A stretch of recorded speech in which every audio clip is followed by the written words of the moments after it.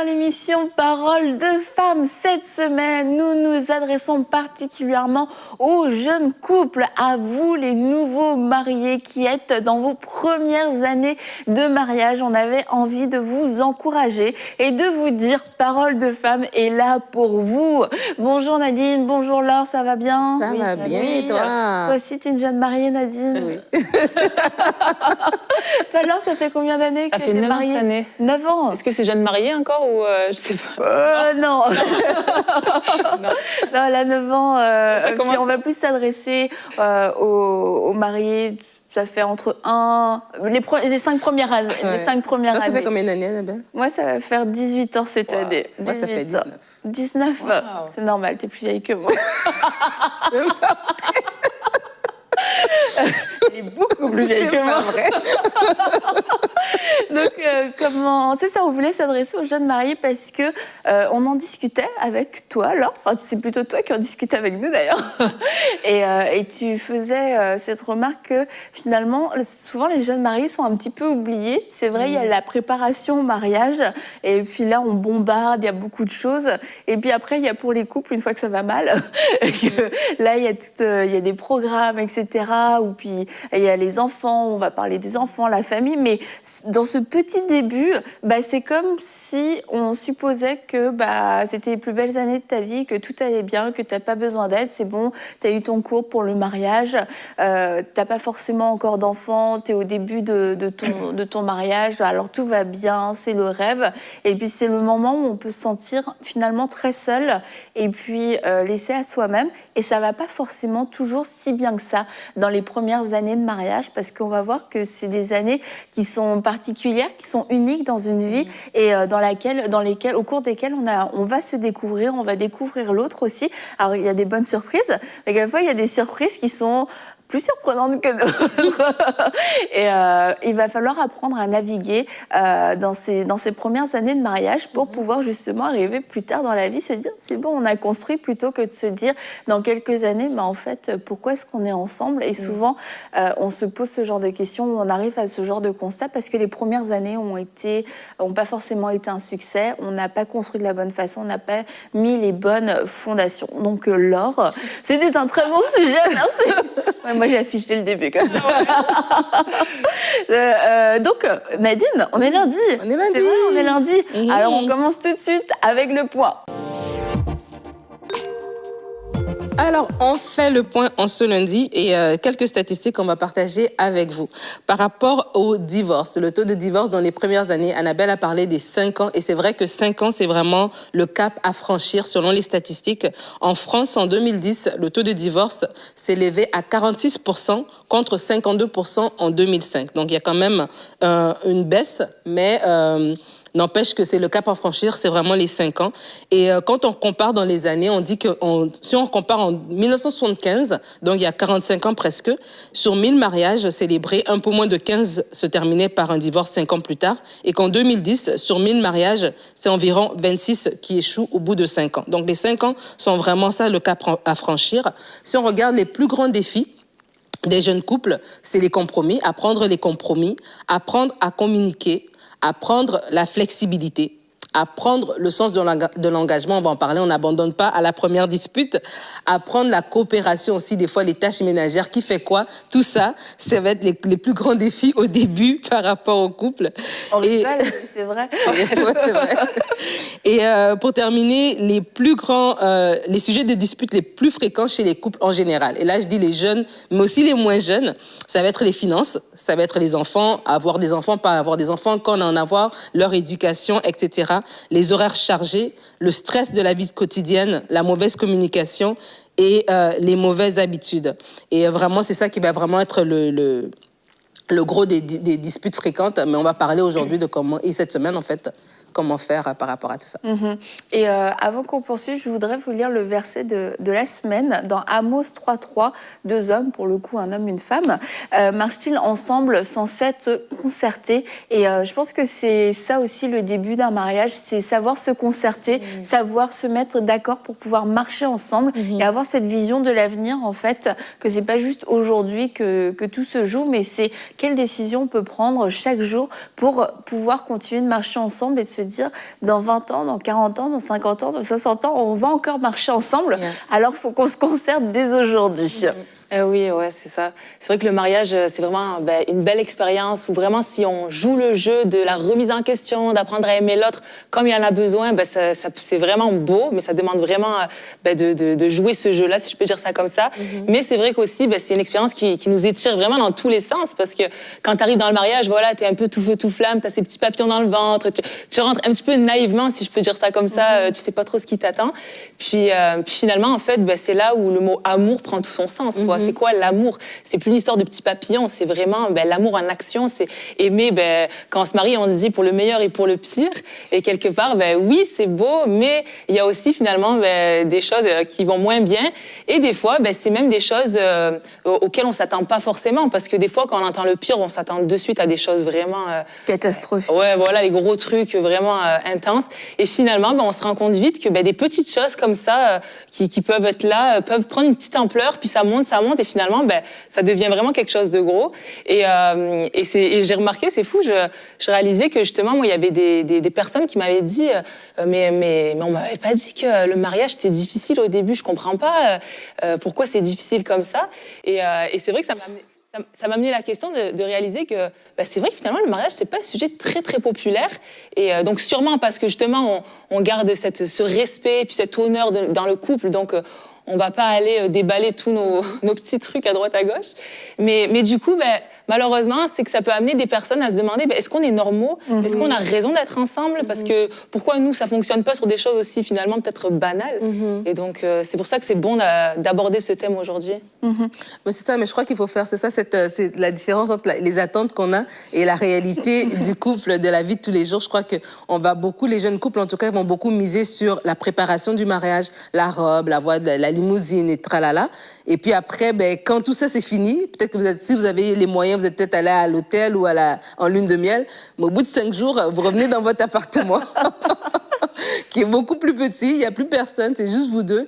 Et c'est cette réalité-là, en fait. Et je crois que aussi nous-mêmes, nous, les personnes qui sont mariées avant, on doit aussi donner ce goût aux gens pour dire que, en fait, la réalité, il n'y a rien de mauvais, en fait. C'est pas moins bon, la réalité de tous les jours, se lever, faire le ménage, aller travailler, revenir. Ça fait partie de la vie et c'est beau, en fait. Parce que des fois, si les jeunes couples vont peut-être se dire que, ils vont penser que le mariage, tous les jours, c'est comme sur Internet, c'est comme dans les films, tous les jours. Maintenant, il faut sortir la poubelle, il faut faire la vaisselle, il faut faire le lavage. Et je crois que tout ça, ça fait partie aussi de la vie quotidienne. Moi, je me rappelle, je vais raconter une anecdote, Annabelle. Oh Quand je me suis mariée, en fait, un truc qui m'avait surpris, c'est que tout d'un coup, mon mari, qui était quand on était fiancés, c'était un homme très, très organisé et tout, mais tout d'un coup, il me demandait tout le temps où sont ses affaires, où sont mes clés, où est ma chemise, où ceci. Et puis, je savais c'était où. Et ça, c'est ça qui me surprenait encore, en fait. C'était le côté, toute cette dynamique qui devient que toi, tu sais où sont ses affaires, tu lui donnes tes choses et tout. Et ça m'avait fait rire, en fait. Je me suis dit, c'est trop bizarre, c'est trop drôle, la dynamique qui se crée, en fait. Et c'est ça, en fait, dans le couple aussi. Des fois, ton fiancé, il est d'une certaine manière quand vous êtes fiancé, mais quand vous devenez un couple, il va dépendre de toi sur certaines choses. Et puis toi, tu vas dépendre de lui aussi. Et c'est normal, en fait, que vous créiez cette nouvelle dynamique où est-ce que vous dépendez l'un de l'autre et puis vous avancez ensemble. Parce qu'au final, quand on se marie, on est adulte et t'as l'impression que c'est ça, t'es adulte et t'es grand, quoi, tu vas faire ta vie et tout. En fait, tu rentres dans un nouveau rôle et ton mari aussi rentre dans un nouveau rôle. Donc c'est beaucoup de découvertes. C'est comme un premier jour, tu t'apprends. T'as vu tes parents. Peut-être que oui, mais ça fait longtemps qu'on était ensemble, on se connaît, mais n'empêche qu'en tant que mari et femme, et puis je pense qu'on s'adresse à des couples chrétiens, donc normalement vous n'avez pas vécu ensemble, vous n'avez pas eu de relations sexuelles non plus avant le mariage. Alors c'est beaucoup de découvertes, c'est toute une nouvelle vie. Avant, on était peut-être chez ses parents, on avait des frères et sœurs, on se disputait avec ses frères et sœurs, on se pour ci et pour ça. Il y avait toute une dynamique et puis on se dit, je sais pas, on va partir, je vais avoir mon appart, je vais être tranquille, je vais faire mes trucs. Puis finalement, tu te retrouves à te disputer avec ton mari. Je me dis, mais c'est trop bizarre. Et c'est là où je pense que certains se posent la question, comme tu dis là, mais est-ce qu'il y a que nous? Parce que si on se fie à ce qu'on voit sur les réseaux, on va faire la peau au réseau. Non, mais c'est vrai, il y a tellement maintenant, en plus, il y a YouTube aussi, où tu fais tu filmes ta vie, etc. Avant, il y avait que les téléréalités très chères qui pouvaient faire ça, mais aujourd'hui, avec ton téléphone, tu peux faire une télé-réalité. Et au final, bah, tout a l'air mignon, tout a l'air glamour, tout a l'air beau, tout a l'air propre, tout a l'air rigolo, etc. Tout a l'air léger et facile, mais toi, dans ta vie quotidienne, c'est pas si facile que ça. C'est pas rigolo quand tu rentres et puis que t'as de la vaisselle qui a pas été faite. C'est pas rigolo quand vous comprenez pas, quand vous êtes pas d'accord sur quelque chose, quand vous avez pas réussi à vous mettre d'accord même sur le repas. C'est pas rigolo dans la vraie vie. Et pourtant, quand tu regardes ailleurs les réseaux, tu regardes les vidéos, tu regardes même autour de toi, bah tout le monde a l'air de trouver ça super rigolo. Tout le monde a l'air de trouver ça super cool. Et c'est pour ça que c'est important de faire ce genre de série, de dire vous n'êtes pas les seuls à ne pas trouver ça drôle, vous n'êtes pas les seuls à souffrir de certaines choses. Et en fait, je pense que c'est ce cap de l'adaptation qui a passé et faire quelquefois le deuil de nos fausses attentes, de nos mauvaises attentes, des attentes qui sont irréalistes. Ouais, voilà, qui sont irréalistes, et de se dire bah en fait, je veux pas construire sur des attentes irréalistes, je veux pas construire sur des apparences, je veux vraiment construire mon mariage. Et construire mon mariage, bah, ça va être m'immerger dans le quotidien et accepter que dans le quotidien, bah, il y a des choses quelquefois moins drôles, qu'il y a des choses moins glamour, etc. Mais c'est ça notre quotidien. Et il faut trouver, il y a de la beauté en fait dans ce quotidien. Et c'est là où on va aussi devoir travailler. Et c'est beau ce qu'on est en train de vivre. C'est beau de rentrer, comme tu le disais, à la maison, Nadine, de faire la vaisselle, de faire le ménage. C'est beau, il y a de la beauté, ça fait partie de la vie. Mais soit on va être malheureux toute notre vie parce que on vit dans un rêve, on vit dans une espèce de vie parallèle. Soit on va être heureux parce qu'on va reconnaître la beauté dans notre vie réelle, en fait. Ouais, c'est ça, comme tu dis. Puis c'est vrai que aussi, c'est réaliser qu'on va habiter avec quelqu'un qui est différent de nous. Ah, oui. Ça, des fois, on ne réalise pas toujours. Parce que quand on n'habite pas avec la personne, ben, on ne le voit pas tout le temps. On voit un peu peut-être dans les meilleurs moments, on fait des activités, tout ça, donc c'est bien. Mais la personnalité de la personne est différente. Elle a une autre éducation, une autre culture peut-être. Donc c'est plein de choses qui rentrent en fait dans le mariage et qui viennent chambouler finalement peut-être tout ce qu'on a connu dans notre famille, chambouler aussi notre personnalité parce que ça vient un peu nous déstabiliser dans nos habitudes. Et donc c'est ça vraiment à prendre en considération que c'est normal. Et aussi quand on rentre aussi dans le mariage, peut-être que des fois aussi c'est un peu notre intérêt avant qui va compter.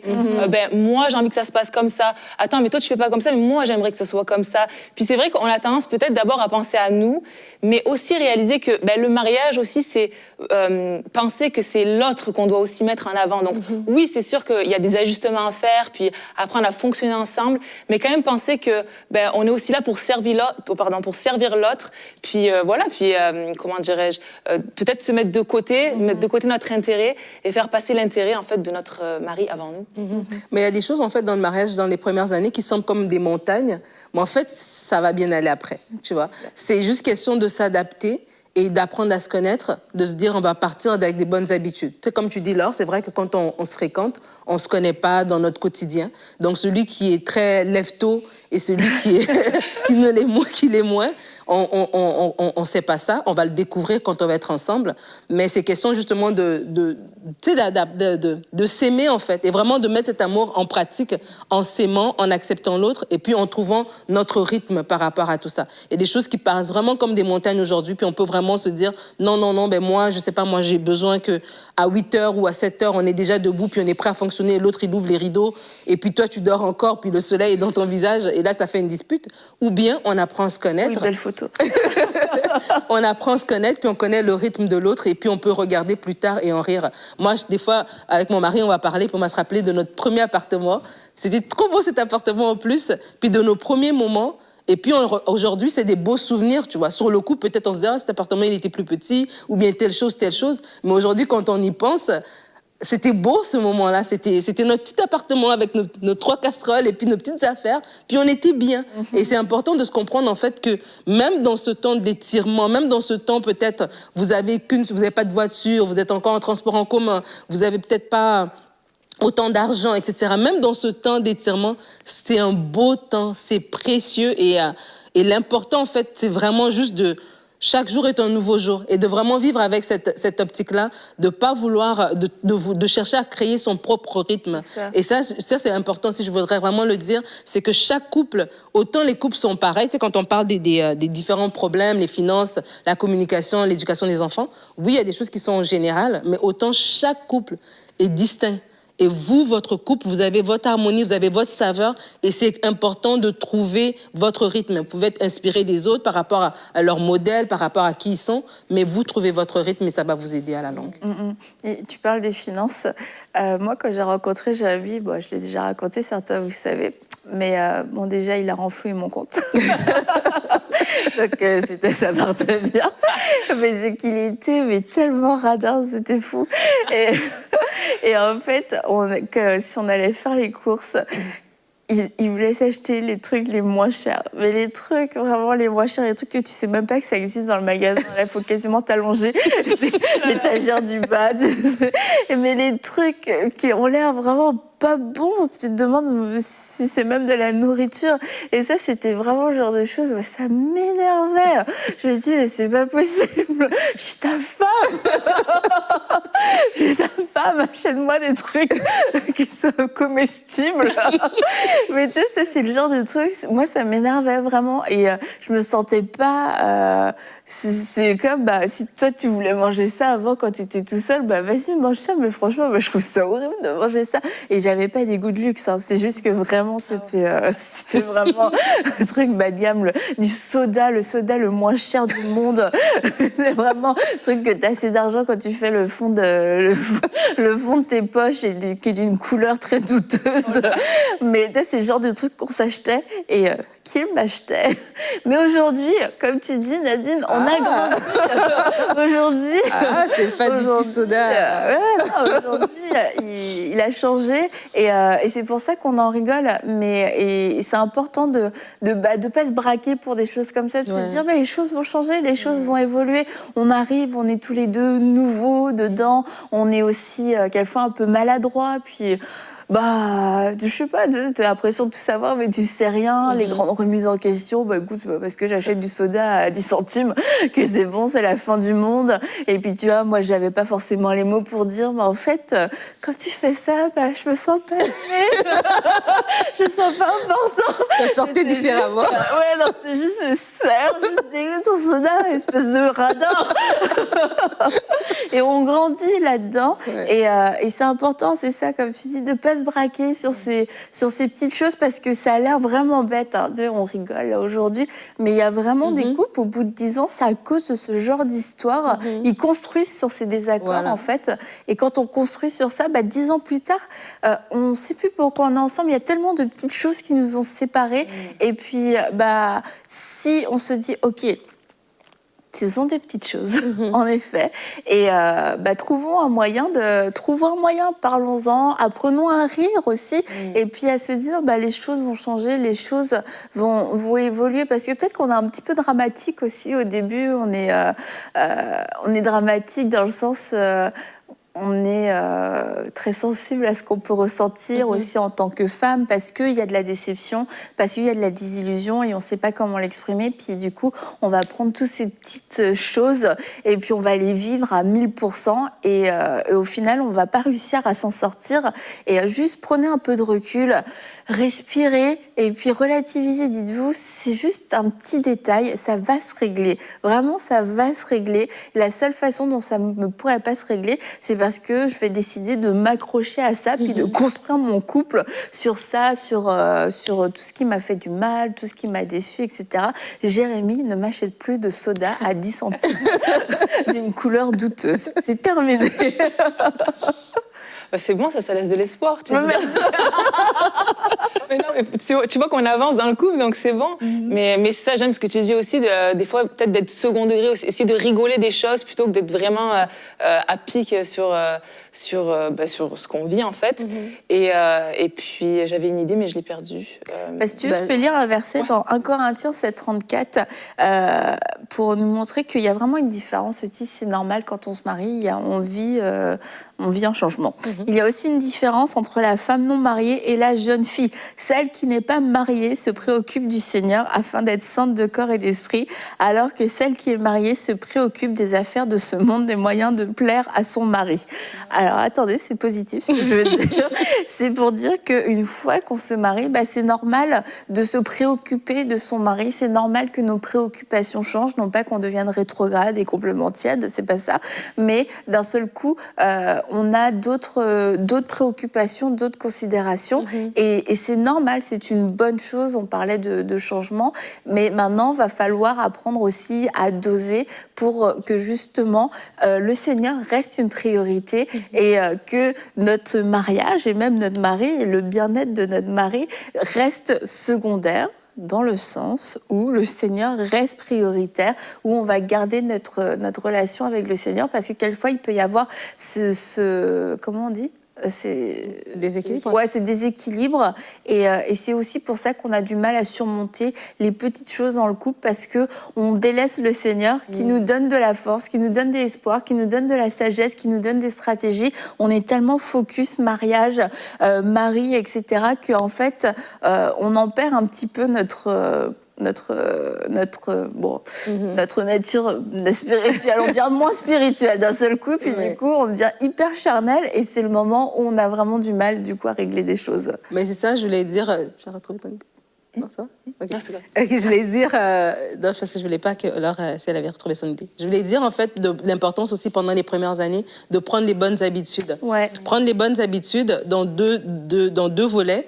Tu viens de parler de plaire à son mari. Ça, c'est une habitude aussi à prendre, en fait, de plaire à son mari. Vraiment, de façon pratique. C'est que là, vous allez commencer à vivre ensemble. Avant que tu le rencontres, tu avais le temps de faire tes cheveux. Voilà, tu le rencontrais en fin de journée, tu étais déjà au summum de ta présentation. Tu avais passé à ton vêtement, etc. Et maintenant que vous habitez ensemble, il te voit dès le matin, il te voit tard le soir, il te voit tous les jours. Mais tu dois continuer à vouloir le plaire, en fait. Ça, c'est une habitude, en fait.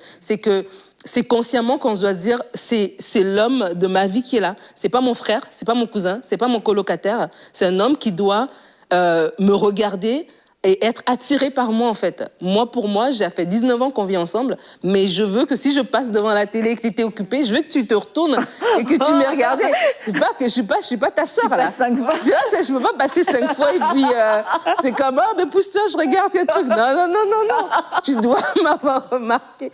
Mais c'est vrai. Et ça, c'est une habitude qu'on prend, en fait. Et ça dépend des femmes. C'est pas toutes les femmes qui sont coquettes, tout ça. Mais selon toi, si tu es une femme plus naturelle, dans ton naturel, si tu es une femme plus coquette, dans ta coquetterie, mais peu importe, que tu aies toujours cette habitude, en fait. Quand tu vas l'apprendre, du coup, tu vas le faire de façon désintéressée, de façon normale, en fait. Ça va faire partie, de ta routine. Donc, plaire à son mari. Puis de l'autre côté, une autre habitude, tu parlais du côté spirituel, mais prenez l'habitude, déjà, si vous êtes un couple, déjà que tous les deux, vous êtes des enfants de Dieu, gloire à Dieu. Ça, c'est super important. Et prenez cette habitude aussi de mettre aussi ensemble votre vie spirituelle. Tu sais, des fois, on va pas prier ensemble, on va pas peut-être partager la parole ensemble, mais ça, c'est quelque chose à faire, en fait. Et moi, quand on s'est mariés, mon mari me disait, on se lève, il me dit, oui, qu'est-ce que Dieu t'a dit aujourd'hui? Et moi, rien. Mais en fait, parce que eux, dans leur famille, tu vois, c'est un fils de pasteur, et c'était comme ça. Ah, qu'est-ce que Dieu t'a dit? Se partager des choses. C'est quand même trop la pression de la dîme tous les matins. Et moi, c'était comme une question. Tu sais, moi, dans ma tête, je me disais, tu te réveilles, te dire, ma chérie, ça va, que tu es belle, comment as-tu dormi? Ah, qu'est-ce que Dieu t'a dit? Ah, ok.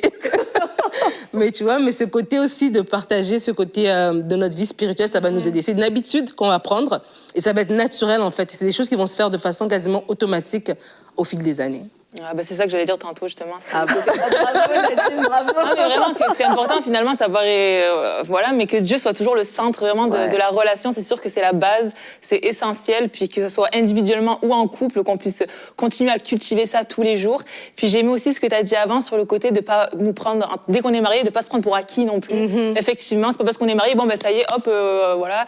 Et puis, en tant que femme, puis aussi en tant que mari, tu sais, c'est vrai qu'on s'attend à ce que le mari continue à nous courtiser aussi. C'est pas parce qu'on est marié que bon, ben, moi, je vais travailler, je fais mes affaires, puis voilà, puis que juste répondre aux besoins dont j'ai besoin. Puis vraiment qu'on puisse continuer, c'est ça, ce côté de se courtiser, de s'aimer, de se plaire, parce que voilà, le mariage, finalement, ben, c'est long quand même, tu sais, c'est jusqu'à la fin de nos jours. Donc, on veut quand même ben, continuer cette étincelle-là, même si c'est pas tous les jours facile, mais il faut faire cet effort, il faut avoir cette volonté, parce que voilà, puis on sera encore plus heureux comme ça, en fait, et épanoui dans notre couple. Et quand on se marie jeune, on a encore des enfants. Moi, je repense à nous quand on s'est mariés. Je me dis, mais on était tellement jeunes. On avait 20 ans et ben, on était encore des enfants pour différentes choses. On n'était pas... ouais, c'est ça. On était encore des enfants pour...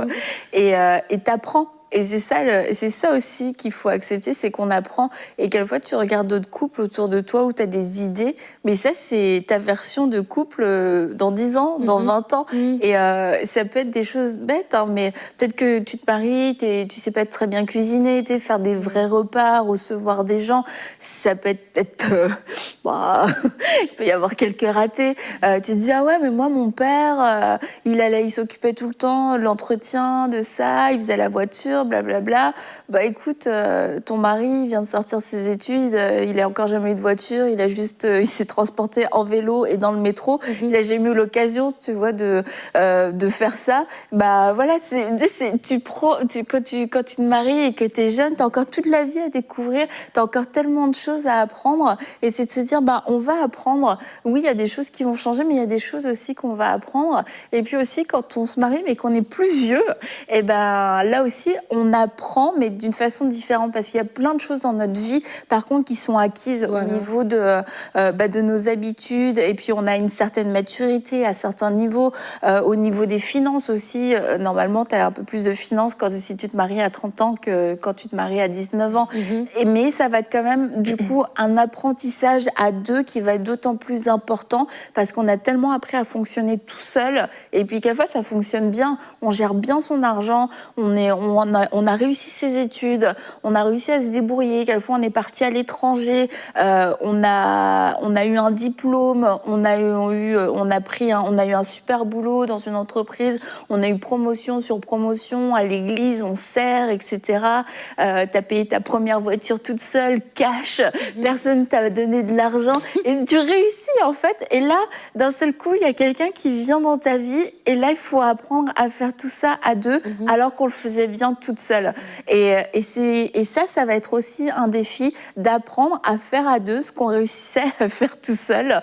Et ça vaut la peine d'apprendre. Et vous devez apprendre vraiment absolument, parce que c'est pas juste histoire de réussir toute seule à gérer mon argent. Maintenant, c'est notre argent. Maintenant, c'est notre voiture, c'est notre appartement, c'est nos projets. Alors, comment est-ce qu'on va faire? Et on va faire ce que Amos nous a dit. Nous allons nous concerter. Nous allons apprendre à grandir ensemble en tant que couple, même si on a déjà grandi en tant qu'adulte. Bah maintenant, on va apprendre à nourrir ce couple, à cultiver ce couple pour qu'il devienne un couple fort et qu'il devienne un couple mature. Mais aujourd'hui, si vous êtes dans vos premières années de mariage, on veut vous encourager à vous dire, si ça n'est pas exactement comme vous l'aviez prévu, comme vous l'aviez envisagé, ne soyez pas bornés sur cette déception, mais dites-vous, les choses vont changer. Nous allons construire, on va aller de gloire en gloire. On a des années exceptionnelles de mariage à vivre, mais c'est aujourd'hui qu'on en prend la décision, et c'est aujourd'hui qu'on prend les décisions pour pouvoir construire ce mariage que je veux. Peut-être que je ne vis pas aujourd'hui, mais ça n'arrivera pas comme par magie. Un mariage, ça se construit. Et on va continuer demain dans une prochaine émission de Paroles de Femmes.